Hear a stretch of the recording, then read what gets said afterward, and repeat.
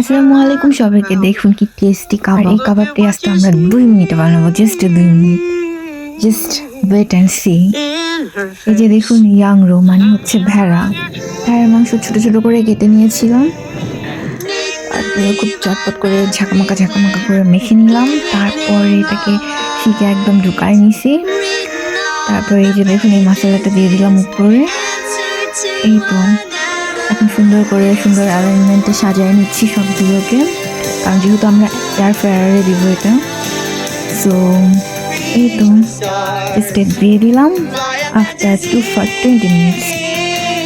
আমরা এটাকে খুব কম উপকরণ দিয়ে মাখিয়ে নিয়েছিলাম। লাইক আমরা একটু শুকনো মরিচ, জিরা, দেন আদা রসুন বাটা। এই তো 20 মিনিট পরে চলে আসলাম। এই তো আমাদের কাবাব একদম রেডি। এটা এত চট করে এত মজার, আর আমার জামাইয়ের তো খুবই পছন্দ ভেড়ার কাবাব। সো এই তো আমরা বাসাতেই বানিয়ে ফেললাম আজকে ভেড়ার কাবাব।